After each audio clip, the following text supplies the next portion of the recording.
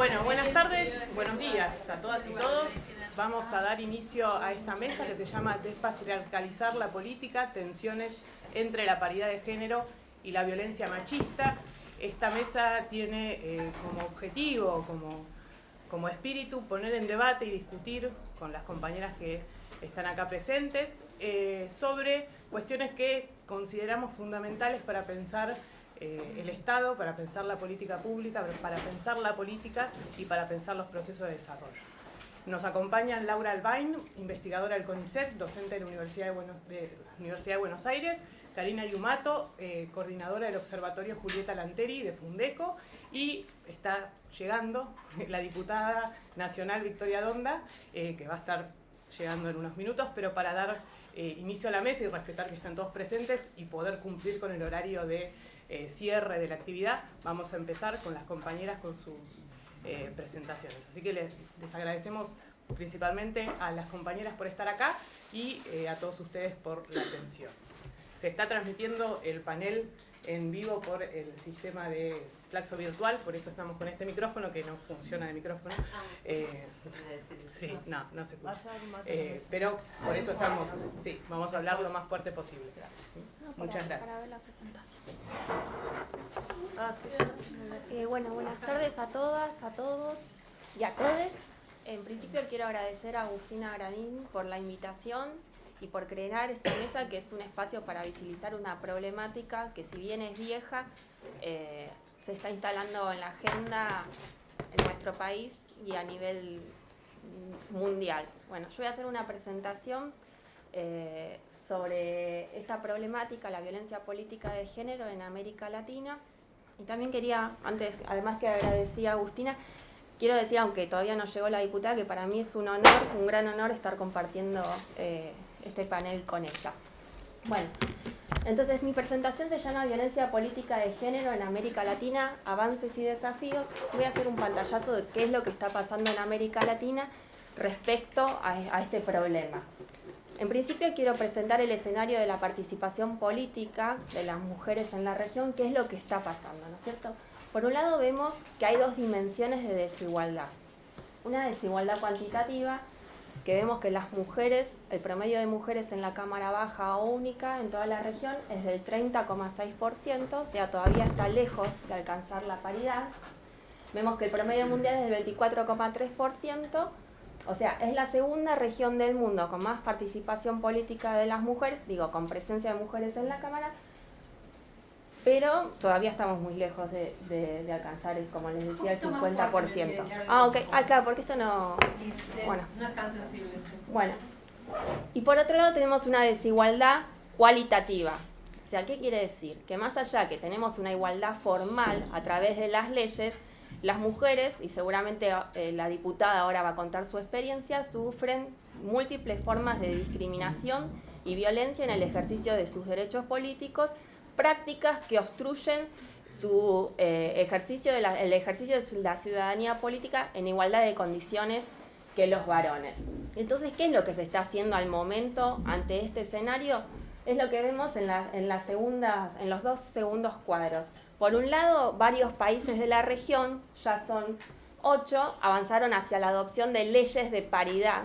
Nosotros este año inauguramos la implementación de la ley de paridad a nivel nacional, ven que está incluido Argentina, y por otro lado se está generando legislación para regular la violencia política de género también en distintos países de América Latina.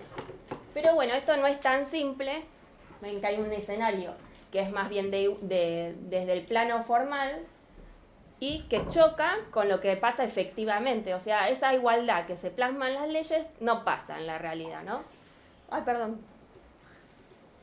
Entonces, ¿qué es lo que esto vemos? Vemos que hay, como les decía recién, hay un choque entre la igualdad formal y la igualdad real que hace que haya una tensión, como bien se titula este panel, hay una tensión, ¿sí?, en este plano que condiciona la participación sustantiva de las mujeres y que tiene que ver también con algo que quizás muchas veces pasa por encima, pasa de largo, que tiene que ver con la desigualdad en las tareas del cuidado, ¿sí? Que hay algo que quizás no se presta atención, pero muchas mujeres políticas dicen que en las reuniones suelen ser en los horarios nocturnos, donde las mujeres no tienen posibilidad de asistir y conciliar la vida familiar con el ejercicio de la política. Entonces lo que hay es esta tensión, este choque, genera violencia, ¿sí? Que es lo que se empezó a conceptualizar en la región. La violencia política de género, que es correlato de la situación de violencia de género que sufren las mujeres cotidianamente en la sociedad, que se traslada a la política.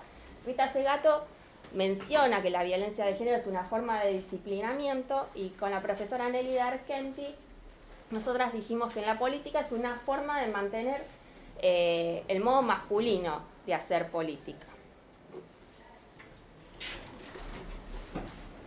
Miren algunos ejemplos de esta desigualdad cualitativa, lo podemos ver en los medios de comunicación, y ahora que estamos en periodo de campaña electoral, que las mujeres que se dedican a la política reciben un trato desigualitario, hay una cobertura mediática desigual. Miren la tapa de noticias en relación a la expresidenta Cristina Kirchner. El otro es un caso de México, donde no se llega a leer bien, pero dice las mujeres cargadas y en el rincón, ¿sí? Como las escopetas, cargadas y en el rincón. Acá es el caso de Perú, miren, dicen rechaza a síndica por ser mujer. Síndica es ser concejala, ¿sí? Y acá lo que es claro es el componente de género. ¿Por qué las mujeres sufren esta forma de discriminación? Es por el solo hecho de ser mujer, que eso es lo clave en esta conceptualización de la violencia política de género. Imaginen que hay muchos países, como el caso de México, que los procesos electorales se dan en un contexto de violencia ya política, pero las mujeres sufren una forma específica de violencia por ser mujeres. Y eso es lo que el concepto que se está creando en la región quiere rescatar. Estas son algunas entrevistas que había hecho en el marco de la tesis doctoral. Miren, es un ejemplo de esta discriminación que sufren las mujeres más allá de la igualdad formal.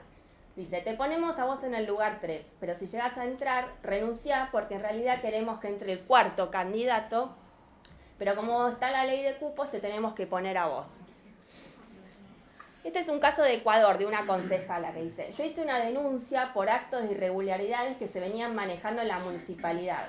A raíz de esa denuncia, obtuve muchos atropellos, insultos, he sido agredida, perseguida, me sacaron de la casa donde estaba viviendo, cortaron el freno de mi auto, me quitaron el puesto, han baleado el carro del amigo donde viajaba justamente hasta Quito. Como verán, son expresiones de violencia distintas, porque la violencia política de género adopta connotaciones diversas según el contexto político, social e institucional de cada país. Si bien los ejemplos que les puse tienen que ver más bien con la praxis, ¿sí? Con la cotidianeidad en la dinámica política, hay también formas de violencia política de género que emanan de las instituciones políticas, ¿sí? O sea, las propias instituciones reproducen esa discriminación contra las mujeres, anulando efectos de leyes que propugnan por la igualdad, como las leyes de paridad. Acá en el caso de Honduras, este es el reglamento de paridad, que dice que alteró el sentido real de lo que decía la ley de paridad, que hablaba de paridad y alternancia. Cuando se reglamentó esa ley, dijeron que la alternancia era permitida desde la primera posición hasta la última posición. Si decimos permitida, no es lo mismo que decir se exige o que se debe cumplir y que hay una sanción si no se cumple. Este hecho lo que hizo, miren, es que la alternancia se aplique a partir de la tercera posición, que es donde se exige, a partir de donde se exige la alternancia de la tercera posición, cuando se eligen 7, 8 o 9 diputados, en la cuarta posición, cuando hay más de 20 o 23 cargos en juego, a partir de la quinta posición. Como sabemos, los partidos políticos no suelen ubicar a las mujeres en las primeras posiciones de la lista, entonces seguramente las mujeres tienen menores posibilidades de resultar electas más allá de la paridad. Y esta es una norma que sacó el Tribunal Supremo Electoral, o sea, la institución misma que tiene que impartir justicia fue en contra de una ley de paridad que decía lo contrario.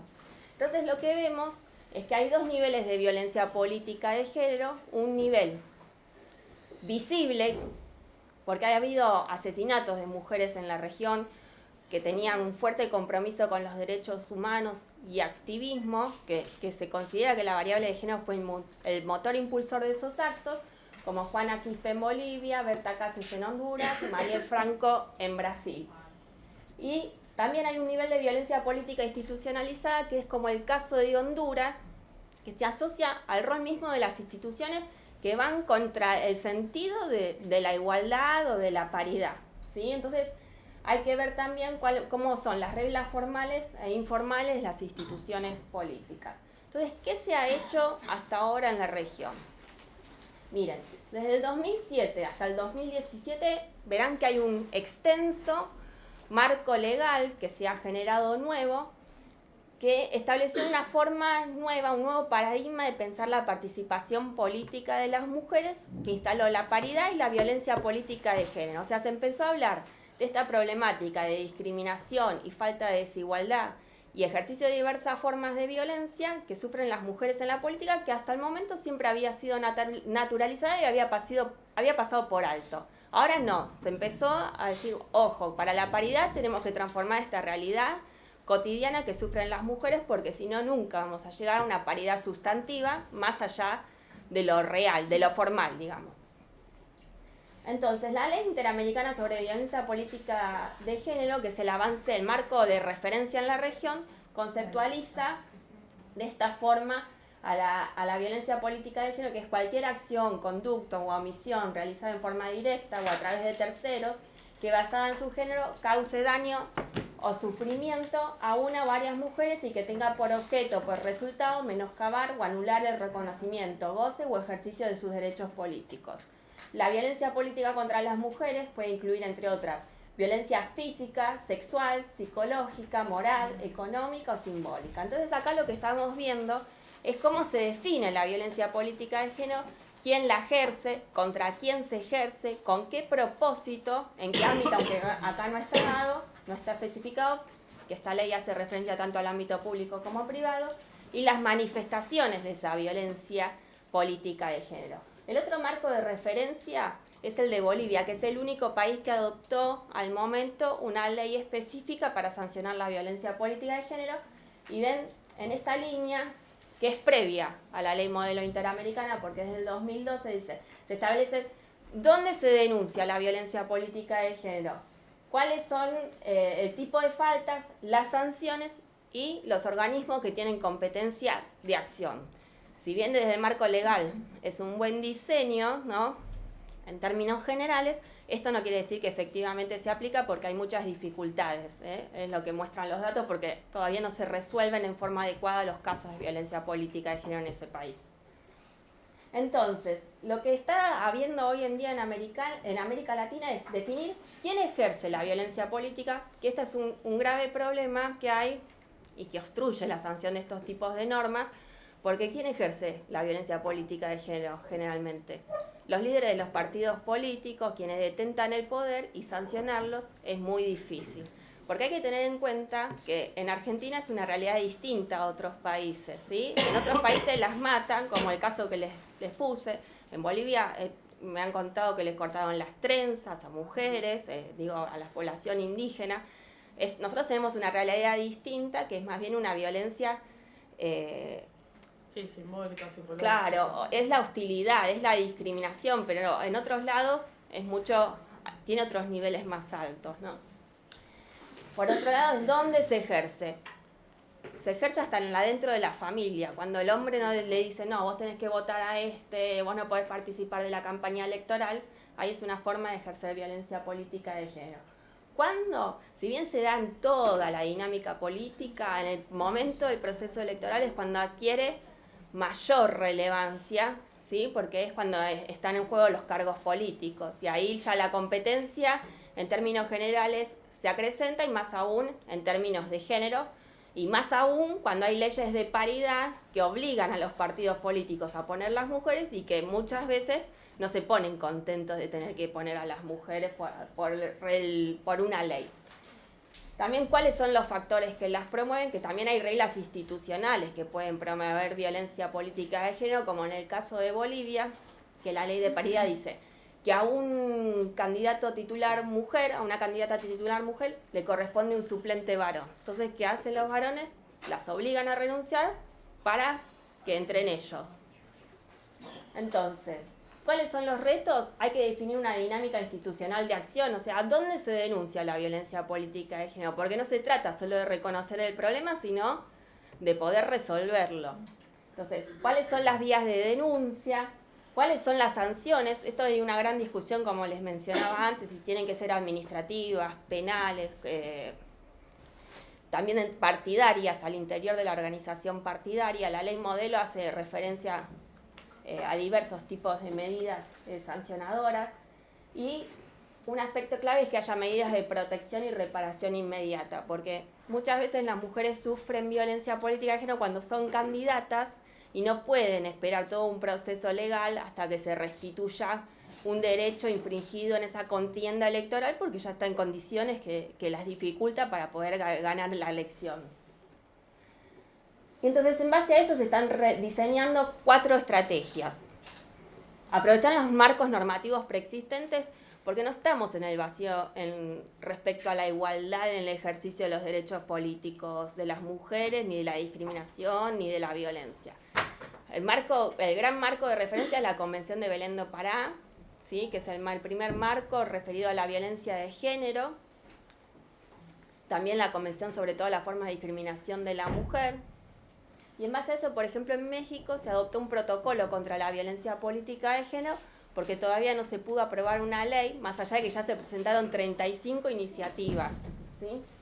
También adoptar leyes específicas, como el caso de Bolivia, que se los mostré, incorporar la violencia política de género al interior de la Ley Integral de Violencia de Género, que ese es el caso de Argentina, que ya recibió media sanción, y también pensar el diseño de las normas de paridad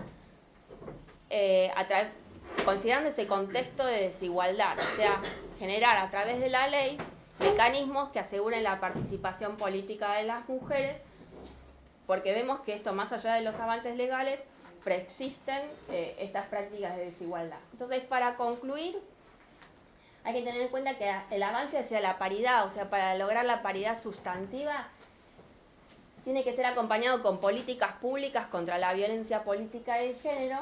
Para eso hace falta visibilizar y desnaturalizar la violencia política de género.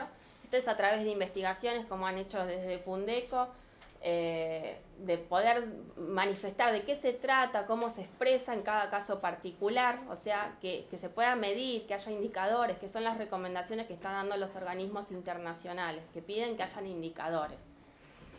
Para eso les hace falta también generar el compromiso de actores políticos e institucionales, y resulta clave legislar y sancionar la violencia política de género para que no quede en la impunidad. Y como les decía, hay que generar el marco de referencia, o sea, qué normativas se van a aplicar en el caso de la violencia política de género. Y ya como les decía, casi todos los países se puede establecer un marco legal de acción por todas estas normas internacionales preexistentes. Por eso es el caso que les traía acá a colación de México. Bueno, eso es todo. Muchas gracias. Hola, buenos días, buenas tardes a todas. Más fuerte porque... Sí. Buenas tardes a todas, todos y todes. La exposición que voy a hacer tiene que ver con un trabajo, una encuesta nacional que hicimos desde el Observatorio Julieta Lanteri hacia mujeres militantes de todos los espacios políticos, partidarios, sindicales, con representación legislativa, institucional, etc. Bueno, para empezar, Laura planteó...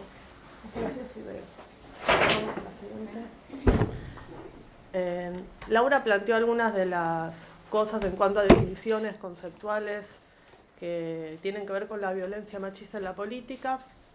Nosotras, para enmarcar la violencia hacia mujeres y disidencias son lesbianas, trans, travestis y personas no binarias en la política, queremos empezar un poco retomando a Rita Segato y enmarcando un poco este fenómeno en una sociedad que es patriarcal, donde existen vínculos de poder entre varones y mujeres, donde lo masculino oprime, excluye y domina hacia lo femenino, y nos parece que eso como estructura en todas las instituciones y todas las prácticas sociales y políticas. Por ejemplo, el trabajo, la educación, la política está estructurada desde estos vínculos de poder y desde el patriarcado, que performatea todas estas prácticas y que se articula interseccionalmente con otro tipo de opresiones como la clase, la raza, la etnia, las sexualidades, etc.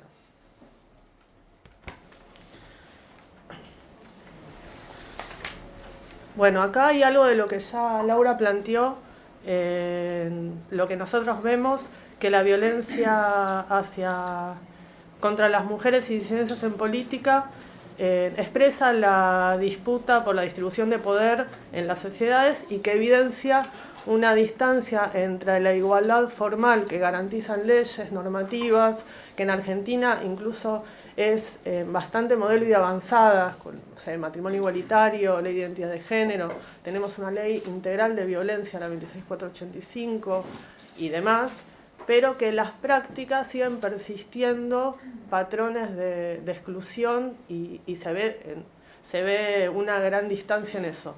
Yo traje algunos números teniendo en cuenta, Laura planteó algunas cosas a nivel de América Latina, yo traje algunos números que están en nuestro informe y algunos otros que tienen que ver con el Estado Nacional, teniendo en cuenta que este es un Congreso de Estado y Políticas Públicas, y con la política, para que veamos esta distancia. A pesar de ley de paridad de género y de un montón de leyes, el gobierno, los primeros años del gobierno de Macri, la representación en el Poder Ejecutivo en cargos principales de mujeres es del 22%. No quiere decir que en la década anterior haya habido paridad, pero sí podemos ver claramente que todo eso fue disminuyendo nuestra participación. Con la nueva reforma de la estructura el año pasado, no tenemos datos, pero sabemos que fue en detrimento. Se achicaron todos los ministerios y se achicó la representación en los cargos principales. A nivel de la política, digo, para que tengamos una idea de lo que hablamos cuando hablamos de esta distancia, el 16,7% de las gobernaciones solo son de mujeres, el resto son todos varones. El 9,5% de intendencias están en manos de mujeres. Digo, como para que también le pongamos... Esto es como muy impactante porque nos permite ver el lugar que estamos. Formosa y Tucumán, con ley de paridad y todo, no tienen mujeres encabezando ninguna lista. Y solo el 20% de las listas están encabezadas por mujeres a nivel nacional, como el promedio. Igual hay algunos datos también a tener en cuenta, que es que estaba leyendo justo una nota que, por ejemplo, algo inédito y muy promisorio, que en conurbano hay como 9, creo que, candidatas mujeres con posibilidades de competir, Quilmes y Moreno, con grandes posibilidades de ganar municipios, y eso es muy importante. Conurbano, los varones del conurbano. Ahora hay mujeres con posibilidades de representarnos, y entonces ahí también vemos que a pesar de esta distancia empieza a haber un avance en ese sentido. A pesar de todos los reclamos, ¿no?, que decíamos feministas en las listas, que impulsamos nosotras, porque no estamos en los lugares donde se negocian los cargos, y que es un reclamo importante a la hora de acortar estas brechas, así como expresan estos números, también vemos que acá empieza a haber una diferencia también. Bueno, la definición de violencia contra las mujeres en política ya la dijo Laura Albain, así que la podemos omitir porque la explicó muy bien, es la misma. Todos usamos esa porque es la que nos ordena, la que está como aceptada académicamente, institucionalmente, ¿no? No, la definición es la misma. La de la ley modelo. La de la ley modelo.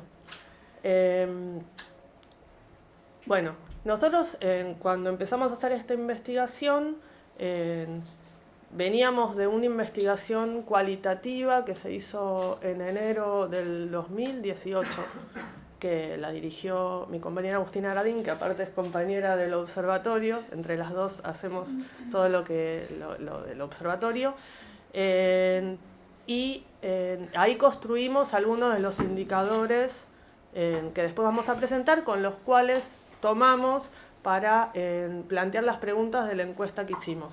En primer lugar, la violencia contra las mujeres y disidencias en políticas es una extensión de la violencia en otros ámbitos. Nosotros no decimos que esta es un tipo de violencia, sino que tiene que ver con el ámbito en donde se desarrolla y con las relaciones de poder en ese ámbito. La violencia en la política, la violencia por razones de género en la política, está atravesada por todas las violencias que define la 26485, que son las económica, la psicológica, la simbólica, la sexual y la física, con particularidades que tienen que ver con cómo son las interacciones en el ámbito de la política. La 26485 está más enfocada, si vos analizás algunas de las definiciones psicológicas, en cuestiones que tienen más que ver con la relación íntima y vincular. En la política, lo psicológico está expresado con otro tipo de acciones, ¿no? Bueno, acá nosotras están las definiciones que tomamos de la 26485 de los tipos de violencia, física, psicológica, sexual, económica y simbólica, son las mismas, donde lo que hicimos fue construirlos y como ayornarlos a cómo se expresaba en la política. Todo surgido a partir de esa investigación que les digo que se hizo cualitativa, que se hizo, cuento un poco, 26 entrevistas a referentas de diferentes partidos políticos y organizaciones sociales, algunas con cargos legislativos, y ahí fue como algo exploratorio en donde pudimos ver que se daban estos tipos de violencia y cómo se daban, y que se empezaban a ver algunos indicadores. Bueno, la física... Una preguntita, ¿nos incluyeron sindicatos? Sí, en la encuesta que hicimos, que ahora después voy a explicar un poco cómo se estructuró, sí, es a 517 mujeres, militantes de base, de sindicatos, de partidos políticos, universitarias, con cargos legislativos o algunas con alguna intendencia, sí. Y de hecho sindicatos contestaron bastantes delegadas. La verdad que no trajimos como el número, pero está y era de los que más respondieron la encuesta. Bueno, la física es la que se emplea contra el cuerpo de la mujer, así como sus familiares y allegados, comprometiendo su integridad física a fin de impedir restringir los derechos políticos. La psicológica implica legitimar a la mujer como actora política, socavando su confianza y pleno desarrollo personal, mediante comportamientos hostiles, abusos a fin de causar miedo o daño emocional, y opera a nivel individual. Acá entra mucho las bromas, los comentarios, el maltrato en las reuniones, el maltrato verbal, también algunas cosas que nosotros incluimos en la psicológica que también son de la simbólica, que es la desigualdad en la distribución de los trabajos políticos, los roles esos estereotipados de que las mujeres hacen determinadas cosas en la política y los varones se ocupan de otra, que es recontra común, y van a ver los números cuando los mostremos. Y después, bueno, el ninguneo, eso que pasa en las reuniones de que los varones hablen más, que a las mujeres se las ningunee, que nunca se las retoman las discusiones, bueno, cosas que después se van a graficar en los datos, pero que también son de orden de lo simbólico, pero que nosotras, como opera mucho a nivel individual y desalienta lo individual de la participación personal, lo incluimos dentro de la psicológica. Estos tipos no es que sea exhaustivo, se dan todos juntos y mezclados. No es que hay cosas psicológicas también son de lo simbólico y así, no es que a veces es todo tan... Lo construimos como tipos a fin de poder analizarlo y poder caracterizar mejor. La sexual, que implica actos sexuales o intentos de actos sexuales por coerción, incluyendo comentarios e insinuaciones sexuales, no deseadas y chantaje. Acá entra mucho lo de acoso sexual dentro de la sexual, que es algo muy común, y van a ver los números en el ámbito de la política. Que por suerte, a partir de estos años, y muy a partir del 2018, de lo de Thelma Fardín, que destapó un montón de la olla, se empezó a hablar y se empezó a desnaturalizar, pero estaba recontranaturalizado en el ámbito de la política. La económica, que implica un comportamiento coercitivo para controlar el acceso a los recursos económicos, para restringir o impedir la participación política de las mujeres. Acá incluimos, que eso sí es novedoso, todo lo que tiene que ver con la falta de conciliación entre la vida de política y laboral y la vida familiar de las mujeres, lo que Laura mencionó, que es muy común y que para nosotros es violencia económica, por ejemplo, los horarios de las reuniones, a la tarde, de las actividades políticas en sí, el tema de que ningún espacio político prevea el cuidado o esa dimensión como parte de lo que tiene que garantizarse para que las mujeres puedan permanecer en los espacios políticos y también puedan tener una carrera política. Y es una gran de las causas de por qué las mujeres no llegan a determinados lugares. Una gran parte tiene que ver con la violencia económica y está muy invisibilizada. Y la simbólica, que implica la reproducción de las relaciones de dominación, discriminación, desigualdad de género a través de los patrones estereotipados, imágenes, discursos, íconos que afectan a las mujeres como colectivos. Acá una cosa nosotros puntualizamos, después hay una campaña que hicimos y todo un trabajo que estamos haciendo con otras organizaciones, tiene que ver con lo que se dice la violencia en las redes sociales hacia mujeres que hacen política. Nosotros ahora estamos haciendo un monitoreo con otras organizaciones como la COPAL, ELA, el Equipo Latinoamericano de Justicia y Género y el ANAP, para monitorear las cuentas de Facebook, Instagram y Twitter de 22 candidatas nacionales en esta elección para visibilizar la violencia esa que también no está muy discutido, que eso es violencia. Y bueno, después por ahí si hay tiempo contamos un poco con Agustina qué nos referimos con eso. Y una campaña que después vamos a pasar un videito de 1 minuto de no viralizar la violencia machista en las redes sociales, justamente para visibilizar esto.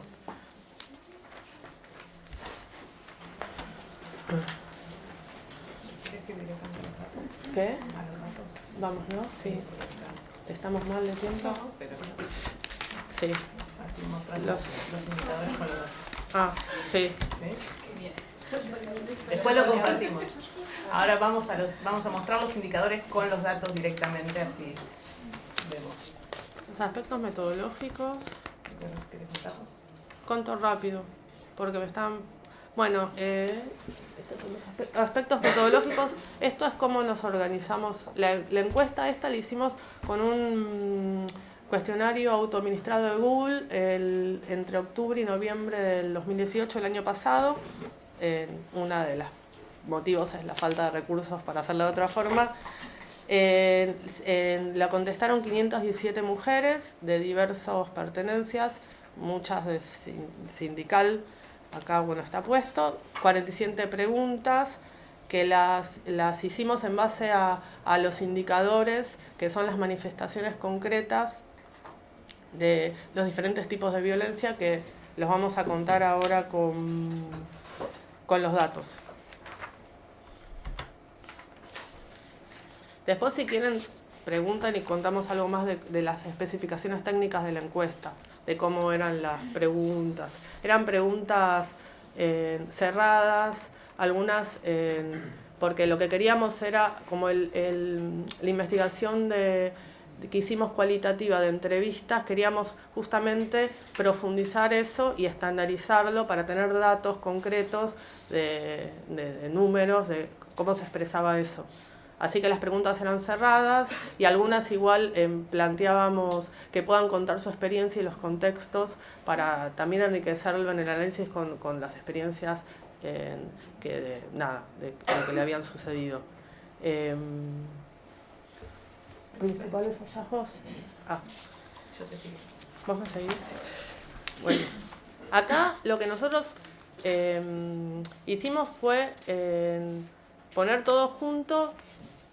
No nos gusta, pero es así, como en un nivel de graduación. No porque no tenga importancia lo psicológico, sea menos importante que lo físico, sino porque hay un claro como... Vamos a ver cómo van disminuyendo los números hasta llegar a la violencia sexual. Porque decía justamente Laura que en Argentina, por suerte, el femicidio por razones políticas no es una realidad, por ejemplo. Sí en otros países. En Bolivia, México, Brasil, con Mariel Franco, digo, en Argentina, como eso no es no es una realidad. Sí, la psicológica y la simbólica.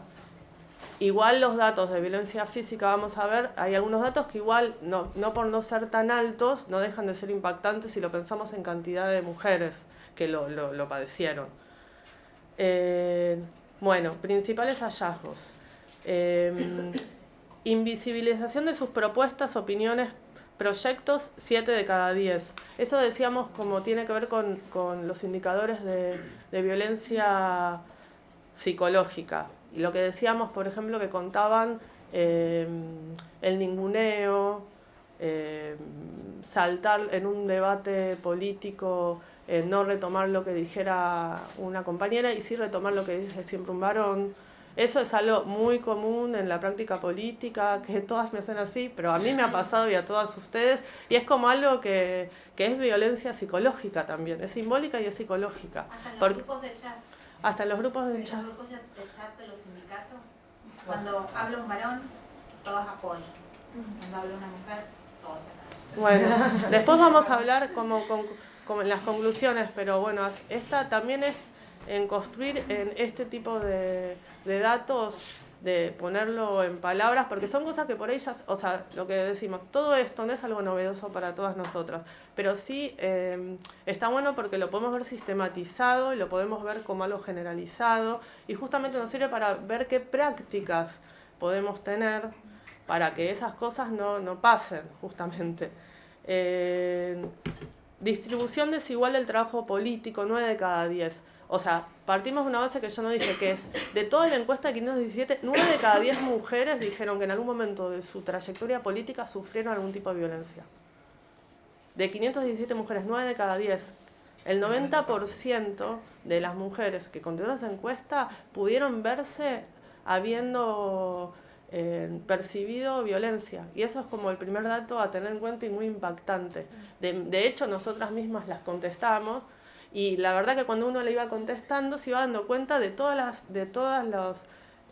lo que no registró en su vida política que fue violencia. Porque digo, en un momento uno no, digo, cuando yo empecé a militar en los 90, había cosas que nosotros no sabíamos que eso era violencia. Sin embargo, ahora que con todo lo que estamos discutiendo con el feminismo, le podés poner nombre a que lo que te pasaba no era que vos eras una loca y una histérica o una persona muy sensible, sino que estabas sufriendo violencia en el ámbito de la política. Bueno, la distribución desigual tiene que ver con lo que decía, con los roles estereotipados, con eso que todas comentaron en la encuesta, que es, y las mujeres hacemos las cosas administrativas, las cosas menos visibles, muchas veces no somos las que coordinamos la reunión, pero somos las que garantizamos que las cosas cotidianas pasen. En las organizaciones sociales ni hablar, que las componen un 90% de mujeres, pero en casi todas las organizaciones las referentes siguen siendo varones. Digo, a pesar y todo, y no es que no haya mujeres, empieza a ver, Jackie Flores es una gran referente de la CETEP y del movimiento cartonero, pero digo, no es lo más común, sindical, ni hablar. Digo, la mesa en la confederación de la CGT, 2 mujeres hay de 35. CTA, o sea, todos siguen siendo varones. Los partidos políticos igual. Hay un dato que estamos mal. Listo, bueno. Me emociono. Distribución desigual del uso de la palabra. Esto que también es algo muy común, 9 de cada 10. Falta de apoyo para la organización del tiempo familiar con el político, 7 de cada 10. Horarios de reuniones y de los actos políticos que no contemplan la realidad de las mujeres con tareas de cuidado familiar. Esto lo que decía, estas dos tienen que ver con la violencia económica, que nos parece como muy clave.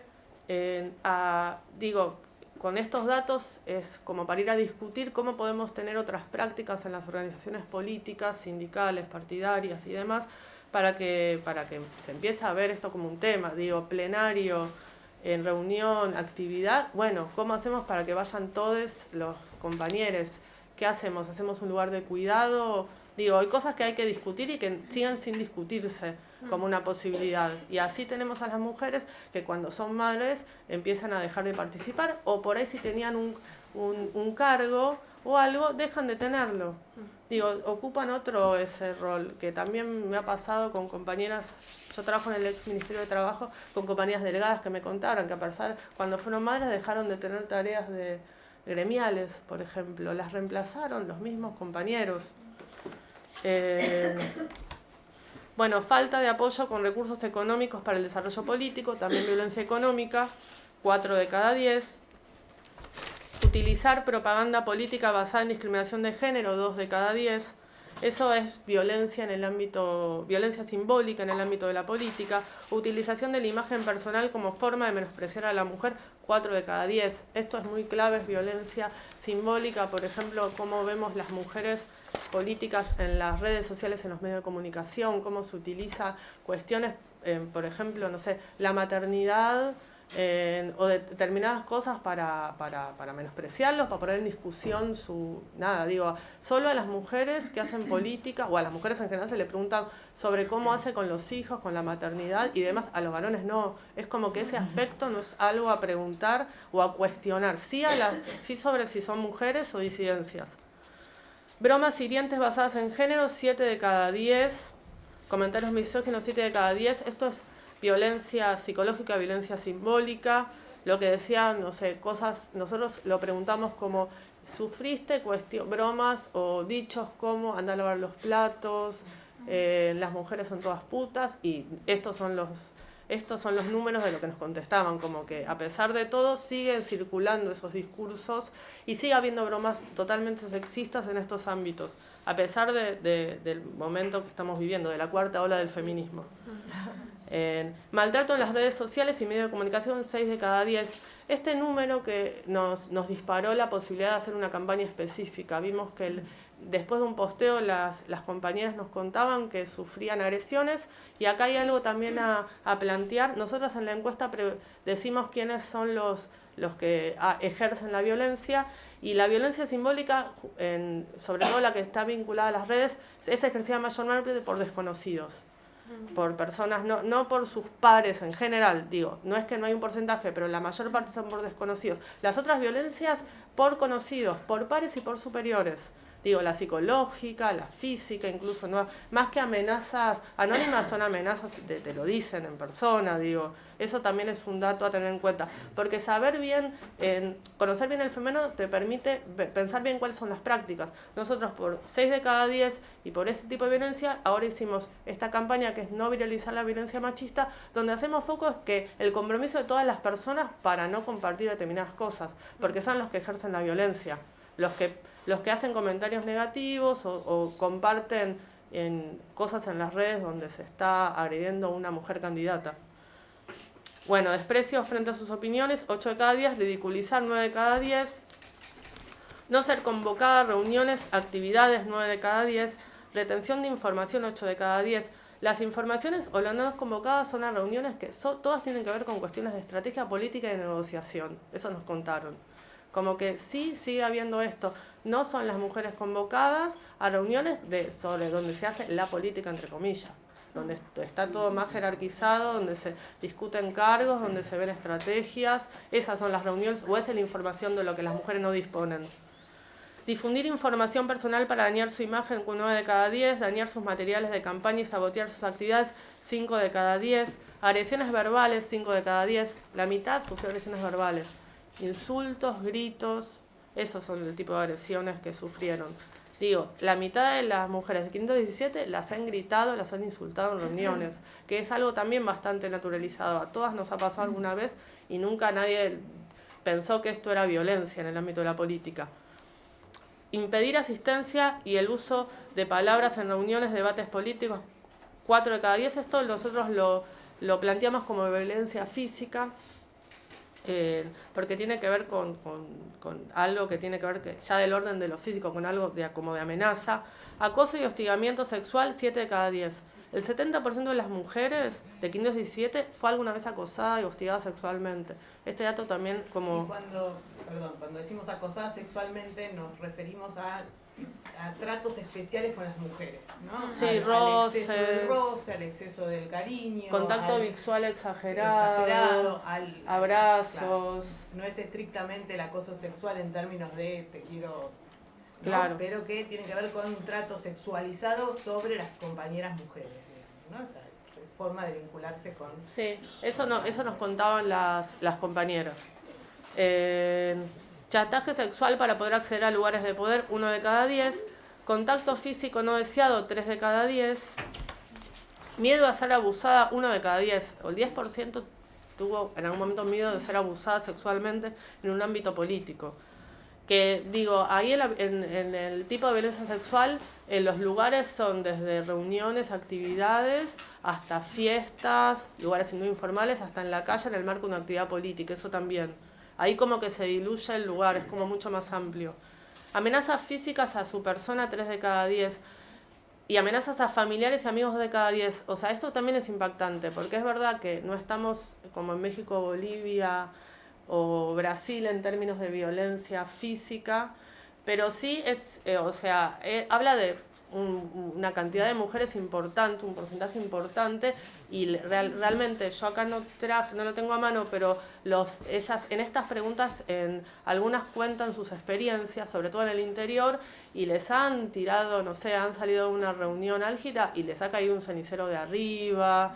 Cuentan que amenazas de si volvés por acá, capaz que vas a tener un accidente, en marco de negociaciones políticas, como cosas heavy que vos decís, yo no me imaginaba que esto pasaba en la política, porque no es que uno está tan pensando que eso sucede, y sí sucede. Digo, estos datos hablan de que igual es algo a tener en cuenta.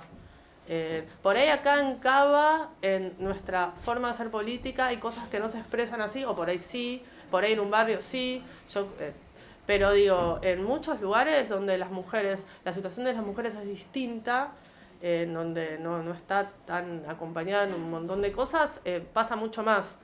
En agresión física, 2 de cada 10, empujones, sobre todo, eso es lo que contaban, 20% fue agredida físicamente, se las ha empujado, las amarrearon. Y abuso sexual directo por parte de sus pares, 2 de cada 100, esto es el número como más bajo. Bueno, para ir cerrando, porque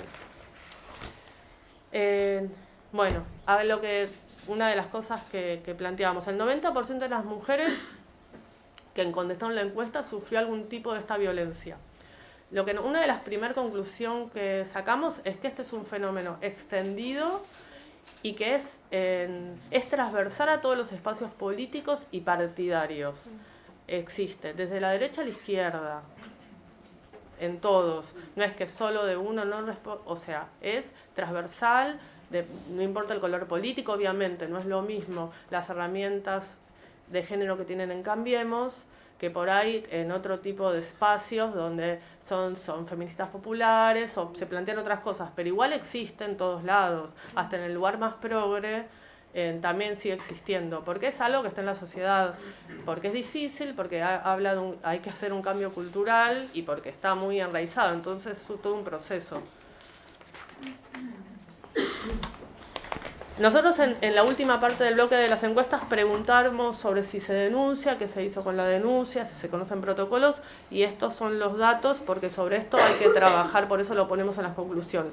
El 87,5% de los casos el agresor no tuvo ningún tipo de sanción. Esto también, digo, acá se ha hablado de que hubo alguna denuncia o se planteó algo y no hubo sanción. No pasó nada, y eso también es como algo, también es un fenómeno que se está abordando no hace tanto en espacios políticos, en partidos o en sindicatos, y también cuesta, porque así como nosotras vamos para adelante, ¿no?, queriendo modificar un montón de prácticas, algunos compañeros también se están desconstruyendo, también están todos los otros compañeros que no se están desconstruyendo y que no quieren soltar sus privilegios. También tiene que ver con eso, el tema de la violencia. Entonces ahí no es tan fácil, por más que haya protocolo, aplicarlo, tiene sus bemoles. Y no es solo algo que lo planteemos del punitivismo, no solo se trata de sancionar, nosotros acá queremos cambiar prácticas. Entonces también hay que pensarlo de forma integral, el tema de la violencia en la política, el tema de la violencia en general. En el 63% de los casos, ninguna otra persona intervino en el momento de la agresión, ya sea simbólica, psicológica, económica, sexual o física. lo cual pone en evidencia la naturalización de la violencia contra las mujeres en política y la falta de concentración al respecto. O sea, las mujeres han denunciado y nos han contado como que han estado solas, no hubo un dispositivo, no hubo intervención en su colectivo. Eso quiere decir, como son de las cosas que hay que tomar para ver cómo se trabajan justamente, cuáles son esos dispositivos para acompañar a las mujeres en que han sufrido alguna violencia. ¿Cuáles son las estrategias colectivas? Y el 65% de las víctimas no estaba en conocimiento si existía en su organización e institución un protocolo. Creo que el 65%, sí, más o menos, en respecto al protocolo había como, sí, ese porcentaje entre la mitad, y algunas sabían que había, pero no se conocía, como era ese el porcentaje, como que por eso ya empieza a haber protocolos sobre qué hacer frente a un caso de violencia, pero a veces hay, a veces no lo conocen las compañeras, qué sé yo, no se sabe cómo aplicarlo, o después hay casos que uno conoce que por ahí hay alguien denunciante y hay un protocolo, se discutió, pero después hay reticencias de cómo aplicarlo, de qué forma, todo se empieza a diluir, como es algo a acompañar. Y ahora, lo último. Bueno, nos parece 3 aspectos que son los fundamentales para prevenir y erradicar este tipo de la violencia en la política. Uno, lo que decía, retomando lo que decía Laura, acá en Argentina tenemos una ley integral de violencia que es la 26485, que la política entraría dentro de la violencia institucional. Nosotros nos parece, y lo venimos trabajando con Victoria, que tiene que incorporarse la política como un ámbito en particular, más allá de la institucional, por todo lo que implica, ¿no?, como colectivo de mujeres que existe esa violencia. Porque nosotros decimos, si una vez que a las mujeres, por ejemplo, que tienen representación y cargos, se ejerce la violencia, estamos desalentando la participación de todas las mujeres. Porque si vos ves que Victoria Donda sufre violencia en las redes, no es solo lo que le pasa a Vicky, es lo que le pasa a todas las compañeras que ven que si a ella, con todo que es diputada, se le animan, ¿yo qué voy a hacer para participar políticamente? O sea, hay todo un efecto también indirecto que hay que tener en cuenta sobre este fenómeno. Entonces nos parece que tiene que estar dentro como un ámbito en particular y agregarse a la 26485. Que tiene que haber sensibilización, por eso hicimos ahora la campaña No Viralizar la Violencia Machista, para que se conozca qué es la violencia machista en la política, cuáles son sus efectos, todo lo que decimos de todos los tipos de violencias que están invisibilizados, y que hay que promover el protagonismo de las mujeres y las disidencias en la política, tratando de que estén en los lugares también de decisión, que eso es muy clave para erradicarla. La violencia machista en política está directamente relacionada con la desigualdad y con la falta de representación de esas mujeres. Lo que decíamos, feministas en las listas, las mujeres también deben estar decidiendo y en los lugares de negociación. Así también vamos a tener mujeres en cargos y representándonos cuando estemos ocupando esos lugares. Y para eso tenemos que avanzar en lo que decimos que es en despatriarcalizar las relaciones políticas, trabajar con las mujeres, pero también trabajar con los varones. Trabajar en espacios con los varones que también empiecen a pensarse como otro tipo de masculinidades, ejerciendo otros roles. Eso también es muy clave y es muy importante y está muy poco abordado. Muy pocas organizaciones hoy lo hacen y es algo también clave si queremos hablar de erradicar este fenómeno. Bueno, muchas gracias.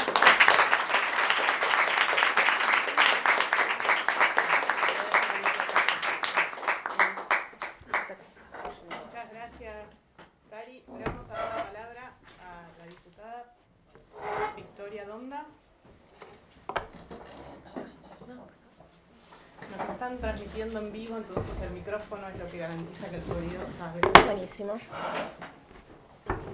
Bueno, buenos días a todas y a todos. Disculpen la llegada tarde, el desorden. Nada, viniendo para acá me puse a pensar como la importancia que tiene poder hoy estar hablando de la violencia en un ámbito en el que habitualmente no lo hablábamos, lo naturalizábamos como algo que ocurría en la política y que nos pasaba a todos y que de última te la tenías que bancar por estar ocupando un lugar que tradicionalmente no te corresponde. Ayer justo con Lore fuimos a una reunión política también, nuestro interlocutor no era de este país y nos preguntaba por qué las mujeres sufríamos violencia en la política. Las mujeres sufrimos violencia en distintos ámbitos de nuestra vida por la construcción de esta sociedad patriarcal. Esa fue nuestra respuesta. ¿Por qué sufrimos, digamos, también en los ámbitos políticos? Porque además, no solo porque somos mujeres, sino porque además estamos rompiendo el mandato de la sociedad patriarcal hacia las mujeres. Estamos ocupando un espacio público que no es lo que tradicionalmente se espera de nosotras, ¿no? Tradicionalmente y de última, cuando tenés hijas y ya te tenés que correr. Si sos un poco rebelde antes de los hijos, ya cuando tenés hijos es mejor que te vayas a tu casa porque es como el lugar históricamente asignado, ¿no? Eso es lo que me parece importante. No es que no tengamos capacidades, no es que seamos más sensibles. Yo lo miraba a Cari porque además un tiempo militamos juntas y irse de las reuniones llorando era algo como bastante habitual. ¿Por qué? Porque las mujeres en política teníamos como una forma y yo creo que eso es algo que hay que deconstruirnos hacia nosotras, tenemos que deconstruirnos nosotras, teníamos una forma de hacer ejercicio de la política, tomando la política como un lugar de poder y para estar ahí, en un punto tratar de volvernos más duras, ¿no? En todos los ámbitos. Entonces volvernos más dura era, la que lloraba era débil, ¿no? Y bueno, eso te pone en una situación de mucha más tensión. Digo, para ordenar un poco, cuando empezamos con esta investigación, lo primero que me acordé yo es un hecho que fue bastante público y que fue cuando asumí como diputada nacional en el 2011, ¿no? Que era todo el Congreso gritándome, trola o rodra. No me acuerdo muy bien qué gritaban, yo escuchaba trola, por ahí era rodra, que es el sobrenombre de un ex, pero bueno, como sea, era bastante malo, digamos, cualquiera de esos gritos. Y después cuando pude hablar con algunos de los compañeros que me gritaban, me decían, bueno, pero no te decíamos trola, te estábamos diciendo el nombre de tu ex. Es mucho peor. O sea, era como una excusa, pero que terminaba aceptando que las mujeres teníamos dueño, porque yo nunca vi en política que a ningún hombre le griten el nombre de una ex. Digamos. Pero cuando empezás a reflexionar, pasa esto que planteaba Cari con la encuesta, cuando empezás a ver qué es lo que se considera violencia política, te das cuenta que pasaste por muchas de esas cosas. Y a mí lo que me parece interesante, por lo menos que yo puedo aportar acá con toda sinceridad, que tengo una práctica política de ese tiempo, que además esa práctica política es pública, es mirarnos sin hipocresía y poder plantear algunas cosas en la política que tenemos que entre todas y todos tratar de deconstruir. Las mujeres tenemos un límite en esta sociedad que es lo que se llama el techo de cristal, pero también tenemos otro y tiene que ver con nosotras y tiene que ver con nuestras propias deconstrucciones y es lo que se llama el piso pegajoso, ¿no? Es eso que nos ata al rol históricamente asignado y que no nos lo dice nadie, nos lo dice nuestra vocecita en la cabeza con la que nos criaron, ¿no? Entonces yo antes de venir acá la vestí a mi hija, le dejé la mochila lista, hice todo un montón de cosas que podría haber hecho otra persona, pero las terminé haciendo yo porque las hago mejor. Y tiene que ver con eso que te ata al lugar en el cual estás.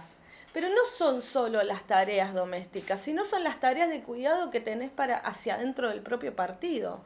Muchas veces vos no denunciás, y una cosa es ser militante y llevar adelante una denuncia, y puede ser que no te escuchen porque sos jovencita, porque recién estás empezando, porque no te conocen, y otra cosa es tener un ámbito público con alguna exposición y algún poder y no hacer la denuncia por miedo a perder ese espacio de poder, porque estás traicionando al espacio político que te lleva a ese lugar, ¿no? Entonces, vos no haces la denuncia porque te da miedo. O porque te pueden... porque no voy a nombrar a ninguna organización en particular. Ahora, ¿ustedes piensan que las compañeras feministas que están en espacios políticos, donde hubo hombres denunciados por abuso, no se sintieron mal y más sororas con esas mujeres que con esos compañeros con los que tenían que seguir participando? Sí, pero hay contextos políticos donde eso, denunciarlo está mal visto. Eso es algo que nosotras lo tenemos y que lo tenemos que romper. Y para eso necesitamos también apoyar a las compañeras que están en esas situaciones. Digo, para ser sincera, porque si no, parece que hay algunas cosas que terminamos no diciendo. Estar en un ámbito, estar en un espacio de poder, implica muchos compromisos también. Implica que ese piso pegajoso, esa vocecita que tenés adentro, te llene de culpas. Y cómo a vos, que sos diputada, no te puede pasar que te ejerzan violencia. ¿Cómo lo vas a denunciar vos? Vos no lo podés denunciar porque no te pasa. Entonces, o no lo ves o cerrás los ojos si lo ves. La única forma, me parece, de terminar eso es echando un poco de luz sobre que eso ocurre, sobre que no te ocurre solo a vos, sobre que le ocurre a muchas y que hay herramientas y mecanismos para terminar con ese tipo de violencia. Y que ese tipo de violencia no se puede ejercer contra ninguna en ningún espacio político, ¿no?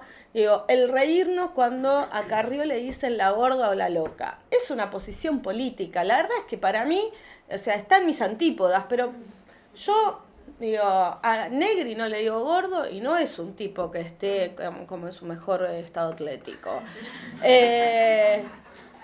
¿Por qué? Digo, ¿por qué eso lo pasamos? ¿Por qué cuando vos decís, y mirá, la verdad es que te pongan la tapa de una mina que es presidenta teniendo un orgasmo, es un poco violento? ¿Y por qué eso era tildado como, a ver, me parece que lo que tenemos que aprender a hacer en la política también es a cuestionarnos que más allá del espacio político en el que cada una milite, si nosotras dejamos pasar violencia hacia cualquiera de nosotras, la violencia se naturaliza. Entonces que tenemos que dejar aparte a veces nuestro corazón partidario o de posición política para entender que simbólicamente cuando a una mujer se la agrede, cuando a una mujer se le ejerce violencia, nos perjudica a todas. Porque es que simbólicamente se puede ejercer violencia sobre esa mujer. Y en esto me parece como muy parecido a... Hay un libro escrito por una feminista boliviana, María Galindo, que es realmente muy brillante. Y el libro creo que es A despatriarcar, un libro de tapa roja. Y ella plantea en uno de los capítulos, a mí la verdad es que me parece, a veces no coincido, pero me gusta cómo interpela. Ella plantea en uno de los capítulos de qué nos ha servido tener mujeres en espacios de poder si eso no ha cambiado la calidad de vida de las mujeres en esos países. ¿De qué nos sirve tener en Bolivia ministras mujeres si eso no solo no ha cambiado, sino que ha perjudicado muchas veces a las mujeres que vivimos en Bolivia? ¿De qué les sirvió a las brasileras o a las argentinas tener presidentas mujeres si no han sido mujeres feministas que han modificado la vida de las mujeres en esos países? Digo, más allá de las consideraciones que cada una tenga acerca de esas aseguraciones de María Galindo, a mí lo que me parece interesante y para discutir es la pregunta, y por lo menos mi respuesta es ¿de qué nos ha servido? Nos ha servido para que simbólicamente cambie el lugar de la mujer en la sociedad. Y yo me di cuenta de eso cuando mi hija Trilce me preguntó hace poco, tiene 4 años y medio, y hace unos meses me terminé de dar cuenta, me preguntó si los hombres podían ser diputados, ¿no? Que en realidad está bueno, porque significa que para ella simbólicamente las únicas que pueden hacer leyes, ir al Congreso y sentarse en esas bancas donde ella va a jugar son las mujeres y no los hombres también, ¿no? Entonces, simbólicamente se modifica. Y es tan importante el peso simbólico que a nadie le importa demasiado si cuando nosotros planteamos la ley de paridad ese 50% se iba a llenar de feministas o de mujeres no feministas o qué tipo de política van a llevar. Lo único que les importaba era que no iban a ser hombres y que simbólicamente se iba a empezar a modificar la composición del Congreso Nacional. Por eso tuvo tanta oposición la ley de paridad. La ley de paridad tuvo mucha oposición, de hecho la tuvimos que sacar realmente entre gallos y medianoche, a las 3 de la mañana, contando quiénes estaban dormidos, contando que algunos se tenían que ir a dormir, entonces esperamos que se vayan a dormir y cuando se fueron a dormir les metimos la moción de orden. Pero digo, y Negri, que lo nombraste recién, no lo quería tratar. Negri no lo quería tratar, es cierto. Negri no lo quería tratar y Monzó decía, bueno, pero bueno, digo, esa ley tuvo tanta oposición desde los medios de comunicación y también desde el Congreso, porque lo que viene a hacer es a modificar la representación política de la mujer en la sociedad. Y si nosotras peleamos por modificar la representación política y simbólica de la mujer en la sociedad, no es que inevitablemente nuestra vida va a ser mejor, pero sí estamos un poco más adelante de tener una vida más equitativa en una sociedad donde nuestra vida es absolutamente desigual y vivimos jugando en una cancha inclinada. Para que la cancha deje de estar tan inclinada y empiece a enderezarse un poco, me parece que lo importante es que entendamos que esto de cuando tocan a una, nos tocan a todas, no importa quién sea esa una, nos tocan a todas y tenemos que saltar todas, porque las mujeres tenemos que ser libres de vivir como queremos, libres de vivir sin violencia, pero también libres, ¿no? Y eso, en eso de la libertad a veces cuesta entender que la otra no está de acuerdo con lo que vos decís, pero sí tenemos que entender que para ellos, para el patriarcado, tocar a una es tocarnos a todas. Para nosotras también tiene que ser lo mismo y tenemos mucho más fuerza y eso lo aprendimos el año pasado cuando estamos todas juntas. Gracias.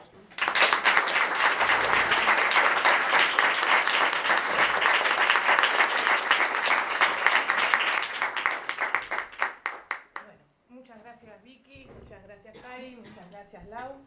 Queríamos pasarles un videíto antes de abrir el espacio para las preguntas. Karina comentó que desde el Observatorio Julieta Lanteri estuvimos haciendo junto al INAM, al Instituto Nacional de las Mujeres, una campaña de visibilización de la violencia machista en las redes. Queremos compartir el videíto, que es un video hecho para las redes, es muy cortito, pero que nos gustaría...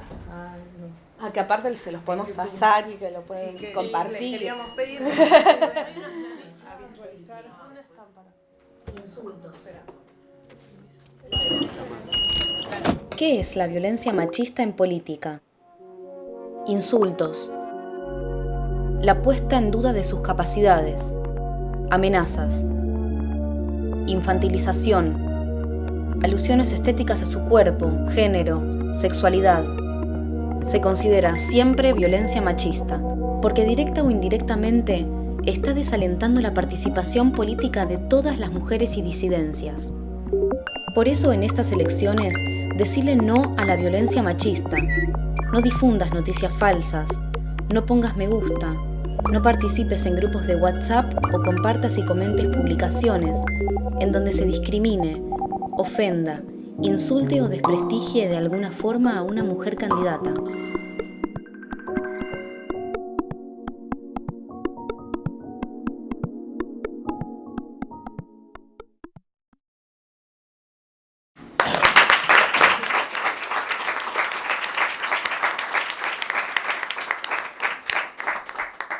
Bueno, ahora sí, abrimos el micrófono. Le pedimos, a ver si podemos... Sí. ¿Cómo? Tenemos... ¿Quieres saludarme? Si podés hablar fuerte, por ahí toma No voy el... a hablar porque soy muy alta. No, bueno, primero felicitarlas a las tres, me encantó. Un lujo para mí.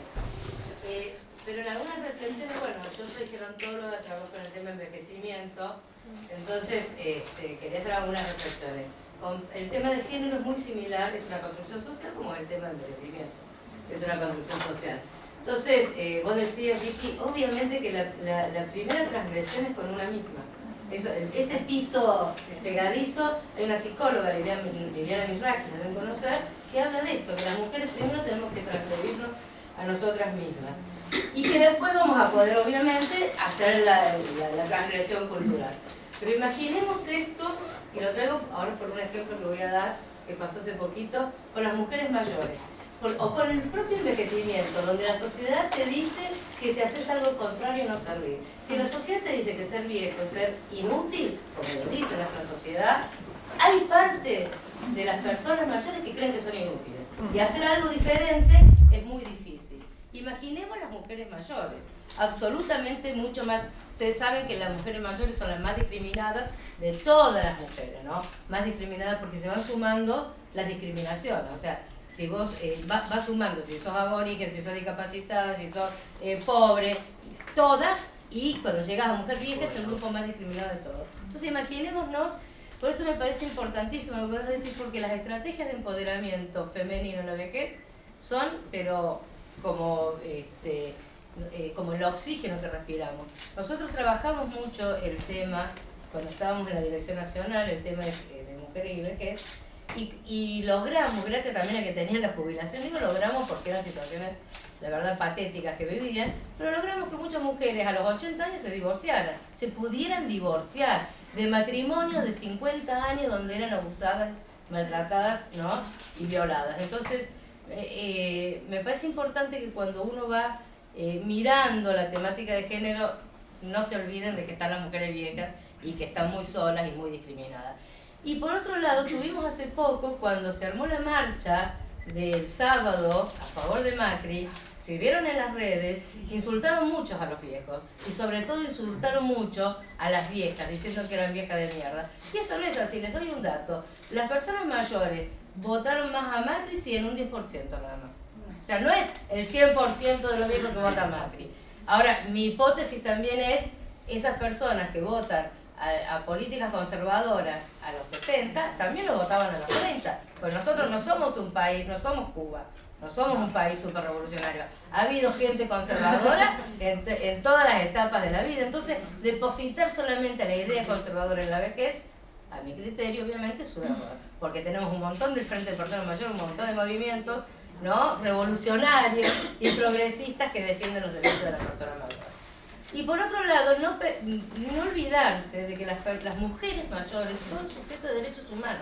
¿Por qué digo esto? Porque también se cuestionó mucho a las mujeres, a las mujeres mayores, cuando fueron a defender la ley del aborto. Sí. Como si, y se les cuestionaba porque ustedes ya no pueden tener, como si dejaran de ser sujetos pensantes, sujetos de derechos humanos. Entonces, nada, quería traer este grupo etario que es mi defendido, y sobre todo el tema de las mujeres mayores, porque, insisto, es el grupo más discriminado de todos y tal vez el que, yo tengo un cuestionamiento con el Ni Una Menos, grande, porque Ni Una Menos dice, estamos todas y no hay una sola mujer vieja al escenario.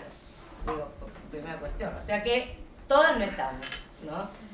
Más allá de que soy del movimiento y que adhiero. Y después lo que le quería comentar, me encantó los trabajos, si se pueden disponer, si ustedes los tienen publicados, los podemos bajar de la página web, porque es una herramienta la que te contraútil. Está circulando una planilla para que pongan los datos quien quiera recibir el libro digital. Sí, ahí está. Igualmente, ¿y los datos de la encuesta en la página web del observatorio no están disponibles? Sí. A las 3. Ojalá Vicky sea la ministra de la Mujer, porque la verdad...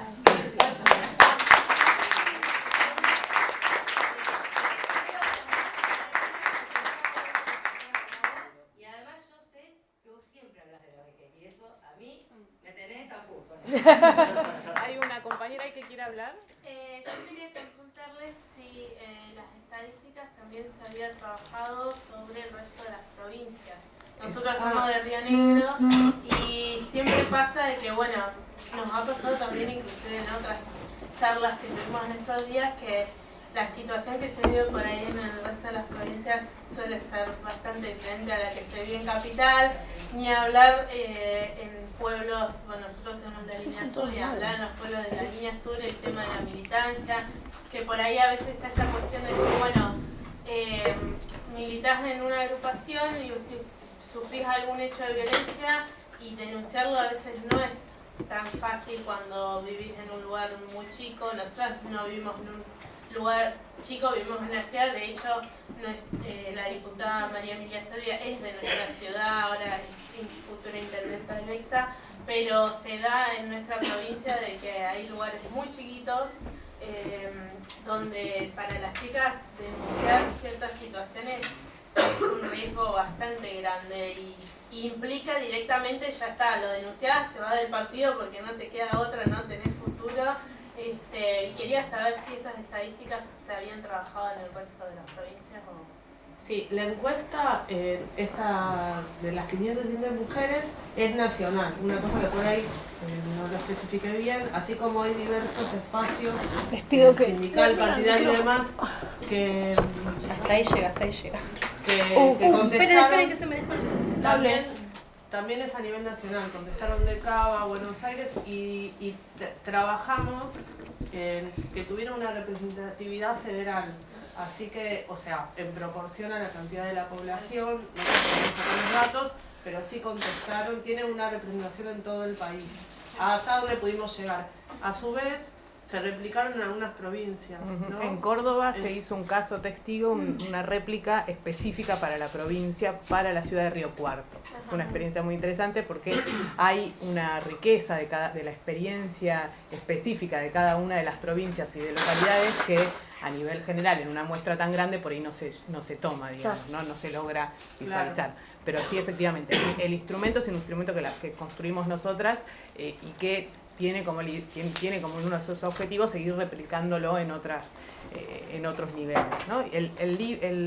La encuesta, a raíz de la encuesta, escribimos un libro que es un informe de todos los resultados que Cari sintéticamente presentó hoy, que está publicado en la web. Es un libro que se llama No son las reglas, es violencia, y que el nombre que lo lleva porque fue una frase que apareció mucho en todas las entrevistas, tanto las cualitativas que hicimos en la primera investigación como en las encuestas, que tiene este espíritu de que en general cuando las mujeres contamos nuestras experiencias respecto de la violencia política solemos decir que es las reglas, que es lo que decía Vicky al principio de su exposición, bancátela porque así son las reglas y nos endurecemos, ¿no?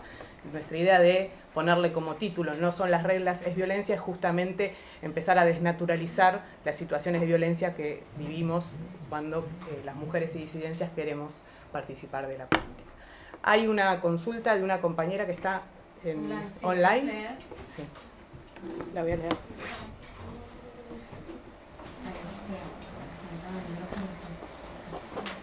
La leo en voz alta a ver si escucha. Qué moderno todo. Qué moderno, ¿no? Dice, hacen consultas. Asistir a esta mesa fue enriquecedor. La paridad interseccional de raza, etnia y sexo-género en la política en el Mercosur es el tema de investigación que desarrolla Maestría Flax Uruguay. Me gustaría preguntarles sobre la interseccionalidad en el tema. Según datos censales de Argentina, Brasil, Paraguay, Uruguay y Venezuela, las mujeres son el 51% de la población. Y de este total de mujeres, 0,94 son mujeres indígenas, 40,65 son mujeres negras y 58,41 mujeres no indígenas. No negras, pero además del hecho de que las mujeres no llegan a ocupar hoy el 25% de espacios políticos institucionales en la región. En el 2013, único año en que encontré datos sobre este tema, las mujeres indígenas ocupaban el 0% de esos espacios y las mujeres negras apenas el 0,6% de estos espacios en Venezuela, 1,18 en Brasil y 0 en los demás países.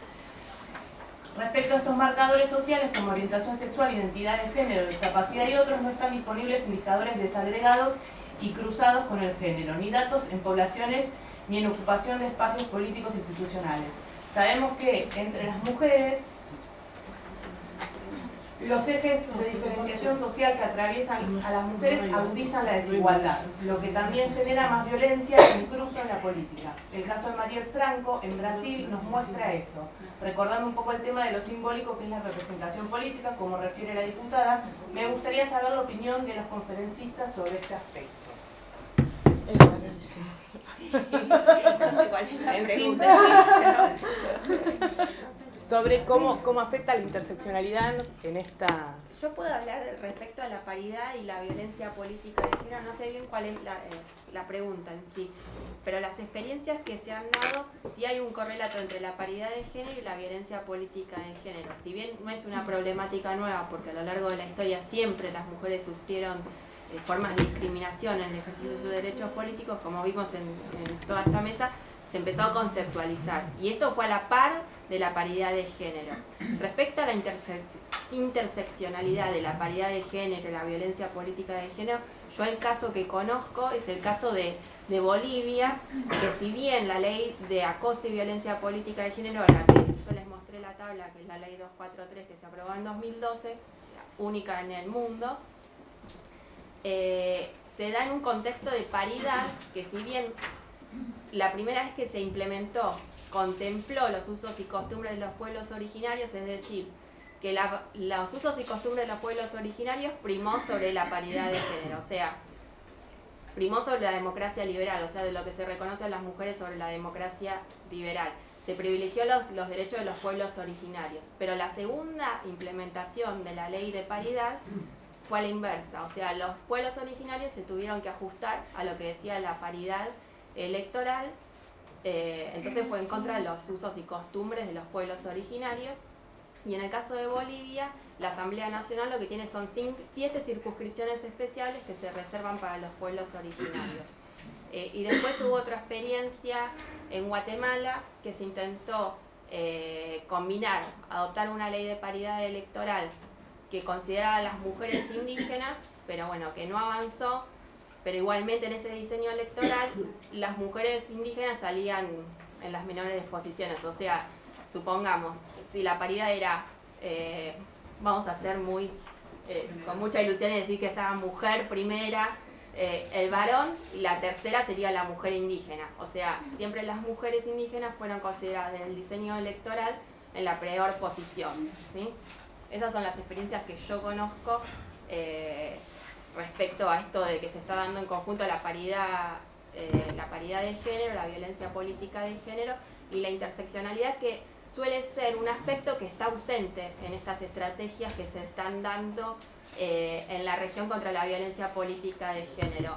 Aparece, pero no aparece con una fuerza relevante. Por ejemplo, en algunos casos aparece como una situación agravante que sea contra una mujer indígena, pero no aparece en forma clara la interseccionalidad, como tampoco aparecen mucho los partidos políticos, que son actores claves, como vimos, ¿no? Los partidos políticos en el ejercicio de la violencia política de género, y los medios de comunicación, que tendrían que estar más presentes en estos diseños normativos contra la violencia política de género.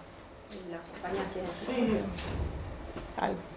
No, en realidad sí, por lo menos en Argentina lo que vemos es como hay una deuda de tener una deuda en las estrategias de pensar la interseccionalidad. Nosotros desde el observatorio empezamos primero nombrándonos como mujeres, después como ahí advertimos que teníamos como cambiar el enfoque, como el movimiento feminista y de mujeres también lo amplió, que no solo hablamos de mujeres, sino también de lesbianas, trans, travestis, personas no binarias, en una idea de empezar a tener un enfoque más interseccional, por lo menos con respecto a las identidades de género, a las sexualidades disidentes. Justamente, sí, o sea, en lo que respecta a la violencia machista en la política, por ejemplo, lo que sí notamos es que hay alguna ya presencia de candidatas travestis y trans, muy incipientes. Por ejemplo, algo relevante a destacar, que está Paula Arraigada como diputada nacional en Cava, que eso justamente participamos de una actividad donde ella pudo hablar de eso, del lugar de las travestis y trans y las violencias que muchas veces sufren y que no los discutimos en estas estrategias, no son parte de nuestras discusiones. Eso respecto a Como eso. que tienen poca participación en las Porque tienen redes, por ejemplo, sí. algo que me llamó la atención, claro. Yo después me puse a pensar, si yo Twitter ni lo leo, porque imagínense que no me pongo a leer Twitter. Paula. Sí, porque sí, y en las organizaciones políticas, la participación de travestis y trans no están como en los lugares de escena, digo, por ahí participan en ámbitos específicos, entonces también tiene que ver con que recién ahora empiezan a ser actores políticos en organizaciones mixtas, también estamos hablando, ¿no?, de eso. Después, en cuanto a indígenas y demás, no hay mucha interseccionalidad, no aparece hoy, y yo creo que creemos que es una deuda de pensarlo, como decíamos, el patriarcado se articula con otras opresiones, es interseccional. Y nosotras nos debemos tener estrategias que incluyan a todas, e incluyan todas estas opresiones también. Porque son justamente las que están mucho más atrás. Nosotras somos mujeres de clase media, blancas, o sea, si sufrimos violencia, hay mujeres que están en diferentes situaciones mucho más atrás, si son indígenas, si son lesbianas, si son trans, si son viejas, si son pobres, si son viejas, si son pobres, si son gordas, digo, hay un montón de militancias y de cosas y de colectivos que hay que empezar hay que empezar a integrar y a pensar y a ser parte de estas estrategias también.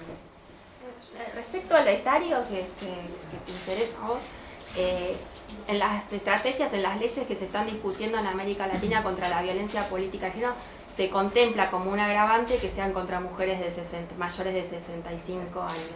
Y también respecto a la pregunta de la participante que está online, la Ley Modelo Interamericana contra la Violencia Política de Género especifica que no se va a aceptar, que es intolerable cualquier práctica de los pueblos originarios, o sea, que se sustente sobre los usos y costumbres, que vaya en contra de lo reconocido por la democracia liberal, que de ninguna manera cualquier práctica, porque muchas veces no se deja participar a las mujeres en las elecciones en Bolivia, en los pueblos aymara, las mujeres no pueden participar de cargos públicos, entonces la ley modelo hace referencias a ese tipo de situaciones también.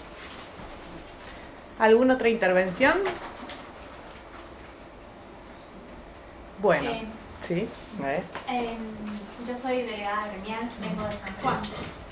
Me habían dado la tarea de preparar un té para el Día de las Madres. Creo que ahora voy a hacer una charla de té.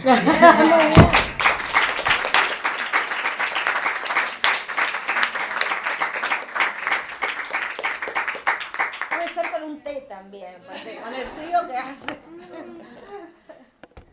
Bueno, siendo la 1:15, ya estamos pasados de horario. Vamos, no sé si quieren agregar algo más. Este es un tema que la verdad da para seguir discutiendo, para seguir pensando. Sí, por supuesto. Nosotros estuvimos un trabajo en el Ministerio de Hacienda y sabemos que hay un proyecto unificado de senadores con respecto al presupuesto con perspectiva de género.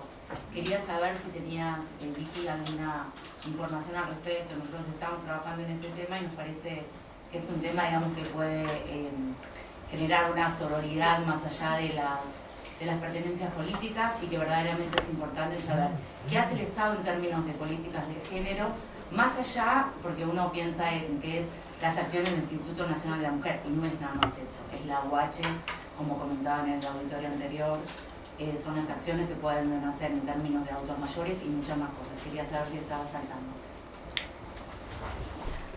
No, sí estoy al tanto que se está construyendo, digamos, una forma de mirar el presupuesto con perspectiva de género.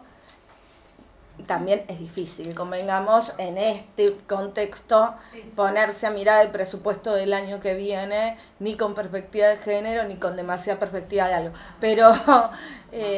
Pero más allá de eso, sí hay algunas discusiones que se están profundizando acerca de el análisis del presupuesto, hacerlo con perspectiva de género.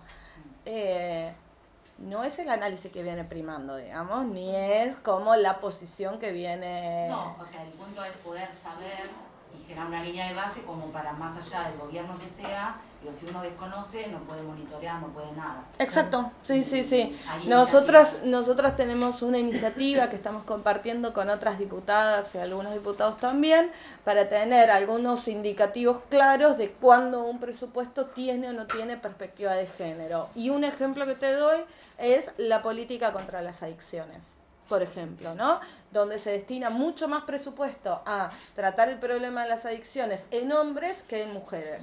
Bueno, ¿y por qué por qué ocurre de esa forma? Digo, adicciones a sobre todo sustancias prohibidas por la ley.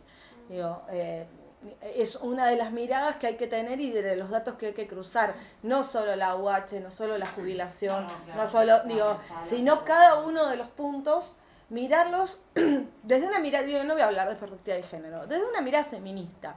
Para nosotros el feminismo no es un punto en un programa político, no es solo tener una rama femenina, digo, no es eso. Para nosotros el feminismo es una forma de analizar la sociedad y cómo se reparte lo más importante que tenemos en una sociedad, que son los recursos, los bienes de consumo, que aparte son acotados. Entonces, ¿cómo eso lo repartís y para dónde y por qué? Y la respuesta es: vivimos en una sociedad donde quienes estamos empobrecidas y precarizadas seguimos siendo las mujeres. Pero es para como mucho más largo. Cada uno de los puntos del presupuesto, la idea es poder analizarlos desde una perspectiva de género y si hay algunos proyectos que se están trabajando en ese sentido. Muy bien, ahora sí, vamos a dar por terminado esta mesa. Le agradecemos a las expositoras, a todos por su atención.